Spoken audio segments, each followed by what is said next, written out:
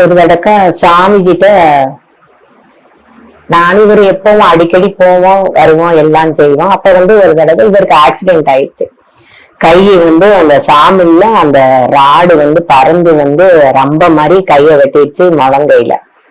அப்ப எங்க இவரோட அண்ணன் சாமிகிட்ட போய் சொல்றாங்க. சாமி சொல்றாங்க உடனே அவங்கள என்னை பார்க்க வர சொல்லுங்கன்னு சொல்லி விடுறாங்க.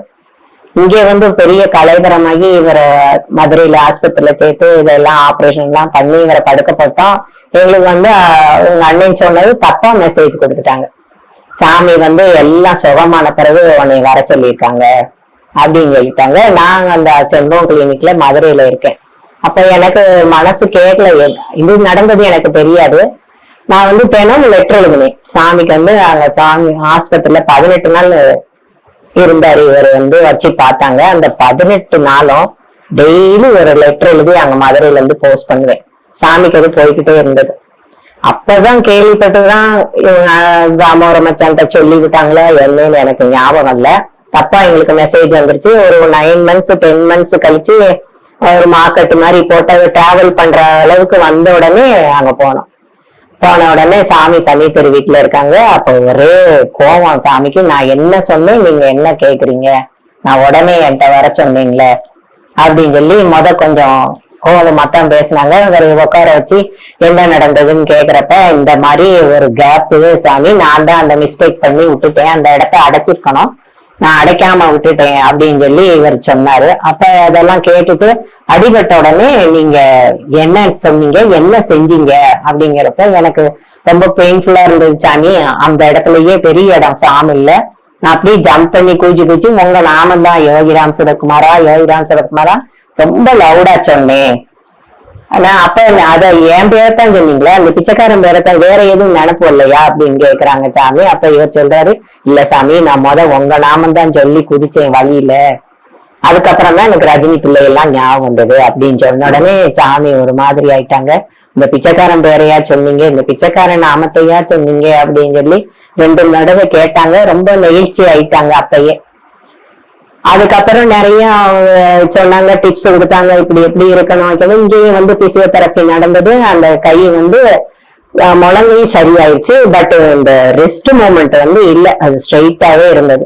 அப்ப சாமி அதை பார்த்துட்டு இதுக்கு என்ன சொல்லியிருக்காங்கன்னு கேக்குறப்ப அது டாக்டர் மே மாசம் பிக்ஸ் பண்ணியிருக்காங்க, ஆபரேஷன் பண்ணிடுவோம், கால்ல இருந்து ஒரு நரம்பு எடுத்து இங்க வச்சிடுறேன் உனக்கு அப்படின்னு சொல்லி இருக்காருன்னு சாமி பதறி போய் இனிமேல் ஆபரேஷன் வேண்டாம், நோமோர் ஆபரேஷன், நீங்க ஏன்ட்ட வாங்க, ஒரு டேட் பிக்ஸ் பண்ணிக்கோங்க, 10 நாள் குழந்தைகளை அம்மாட்ட விட்டுட்டு நீங்களும் இவர் மட்டும் வாங்கன்னு சொல்லி எங்க 2 பேரையும் விடை கொடுத்து அனுப்பி வச்சிடுறாங்க. அதே மாதிரி சாமி சொல்லிட்டாங்கன்னு ஒரு டேட் பிக்ஸ் பண்ணி நாங்க போறோம். 4 பேர் மட்டும் போறோம். அப்ப தீபம் 10 நாள்ல வருது. அதெல்லாம் நாங்க நினைக்கல, சாமி எப்படி நம்மள அதுக்கு முன்னால அனுப்பிடுவாங்கன்னு சொல்லி நாடார் லாட்ஜ்ல ரூம் போடுறோம், இருக்கோம். அப்ப ஒரு 4-5 நாள் போன உடனே பெரம்பூர்நாச்சி செம்பவமாவை கொண்டாந்து விடுறாங்க.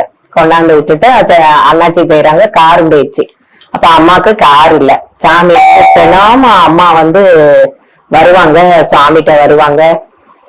அப்படிங்கிறப்ப துணைக்கு ஆளு வேணுங்கிறதுல என்னையும் இவரையும் நீங்க தினமும் ரிக்ஷா வச்சு அம்மா கூட்டுவாங்க, கொண்டு விடுங்க அப்படின்னு சொல்லி அவர் இதா நியமிச்சுட்டாங்க. நாங்களும் அம்மாவை டெய்லி கூட்டு வருவோம், கொண்டு விடுவோம், இப்படியே இருப்போம். இதுக்கு இடையில இவருக்கு கைக்கு ட்ரீட்மெண்ட்டும் நடக்கும்.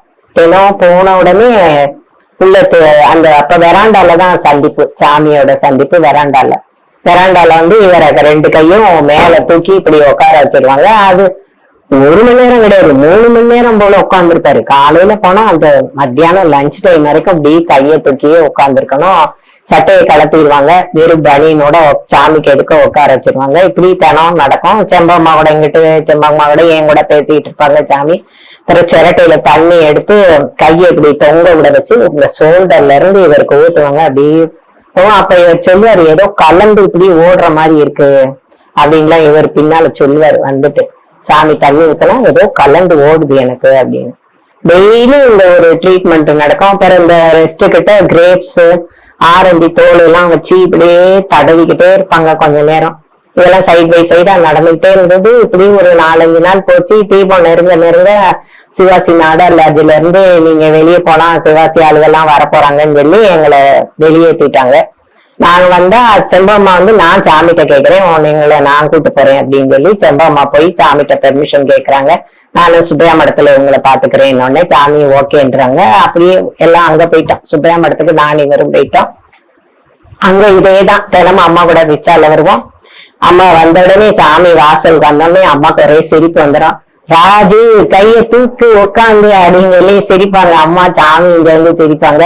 இது இப்படி ரொட்டீனா இப்படி நடந்துகிட்டே இருந்தது. ஒரு மறுநாள் அந்த சுப்பையா மடத்துல இருக்கோம், ஹால்ல வந்து வெளிச்சு ரெடியா உட்காந்துருக்கேன். அப்ப வந்து சாது போஜனம்லாம் நடக்கும், சாமி வருவாங்க, செம்பம்மாவே பரிமாறுவாங்க நம்ம சாமிக்கு, அதெல்லாம் நடக்கும். அப்படி அன்னைக்கு எல்லாம் வெயிட் பண்ணி, சாமி வருவாங்கன்னு தெரியாது, எல்லாம் மேல வெயிட் பண்ணிட்டு உட்காந்துருக்கோம்.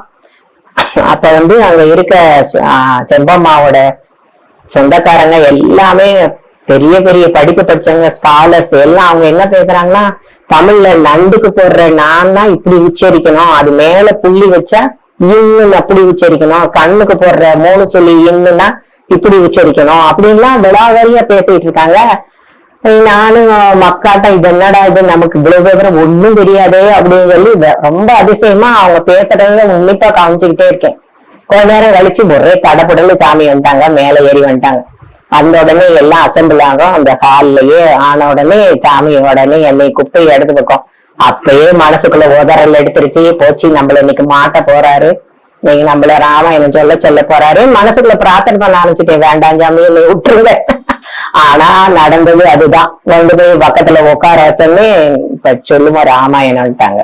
எல்லாரும் உட்காந்துருக்காங்க. எனக்கு கை கால் அன்னைக்குதான் ரொம்ப பயந்தது. நான் அன்னைக்குதான் அப்ப சொல்றேன், சொல்லி முடிக்கிறேன். அப்ப ஒரு தாத்தா, அது யாருன்னு தெரியல, செம்பம்மாக்கு ரிலேஷன் போல, அவரு கைய தட்டி என்னையும் தட்டி கொடுத்து, நல்லா சொல்ற குழந்தை, நல்லா சொன்ன அப்படின்னு சொல்லி அப்ரிஷியேட் பண்ணாரு. எனக்கு அது இன்னைக்கு வரைக்கும் அது பெரிய ரிவார்டா தான் நான் நினைக்கிறேன். செம்பம்மா குரூப்ல அப்படி ஒரு பாராட்டு வாங்கினது எனக்கு பெரிய பாக்கியம்.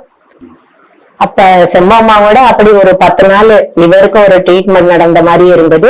அம்மா கூடயும் ரொம்ப ரசிச்சு நாங்க இருந்த மாதிரி இருந்தது. அந்த நேரத்திலேயே விடை கொடுத்து அனுப்புறாங்க, ஊருக்கு போறோம். அப்ப ஒரு நாள் இவர் படுத்து எந்திரிக்கிறாரு, அந்த ரெஸ்ட் மூவ்மெண்ட் நல்லா ஆயிடுச்சு, கை தானாவே இருந்துச்சு. இல்ல பெல்ட் தான் போட்டிருப்பாரு, கையை தானா தூக்க முடியாது. அப்ப வந்து அதுவா மூவ் ஆகி நல்லா வந்துருச்சு. அப்ப ஒரே சந்தோஷம். ஏன்னா அந்த பீரியட்ல வந்து ஸ்கூட்டர் ஓட்டக்கூடாதுன்னு சாமி சொன்னதுனால, இவரா இருந்ததுனால கடைப்பிடிச்சாங்க.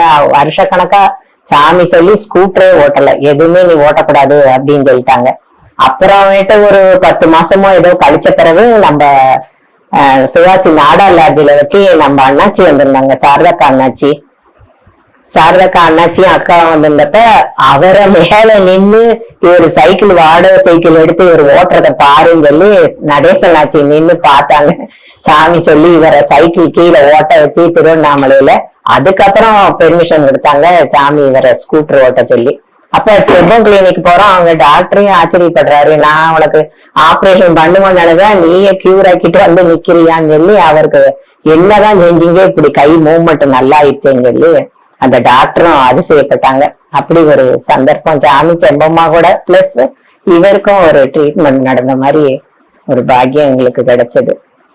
செம்பம்மாவோட போய் ஒரு தடவை ஆக்சிடென்ட் ஆனது, சாமியை கியூர் பண்ணது சொன்னேன். ஒரு செகண்ட் டைம் வந்து பெங்களூருக்கு வந்துட்டோம். அப்ப மறுபடிக்கு ஒரு நாய் குறுக்க ஓடிச்சுன்னு கீழே விழுந்து கை மறுபடிக்கு தொட்டில் போட்ட மாதிரிக்கு சாமிகிட்ட போறோம். அப்ப வந்து சாமி ஆசிரமத்துல இருக்காங்க, தேவையெல்லாம் பக்கத்துல உட்காந்துருக்காங்க. அப்ப சாமிக்கு இவரை பார்த்த உடனே கை இப்படி வச்சுக்கிட்டு வாராருங்கன்னு ஒரே சிரிப்பு சாமிக்கு. பார்த்துட்டு சாமி சொல்றாங்க, தேவகி அப்போ இவர் அந்த கை, இப்போ இந்த கை அப்படின்னு சொல்லி முதுகுல டப்பு டப்பு டப்புன்னு சாமியை அடிக்கிறாங்க. நான் கீழே உட்காந்துருக்கேன், பார்த்துட்டு ஐயோ ஏற்கனவே வலிக்குதுனாரே, இப்படி அடிக்கிறாரே சாமி அப்படின்னு சொல்லி நினைக்கிறேன். சாமிக்கு அது ஒரே சிரிப்பு. அப்ப அந்த கை, இப்ப இந்த கை அப்படின்னு சொல்லியே அடிச்சாங்க. அது ஒண்ணு ஞாபகத்துக்கு வருது. பிறகு எல்லாம் கியூர் ஆயிட்டாங்க, நல்லாகி சீக்கிரமாவே குணமாயிட்டாங்க.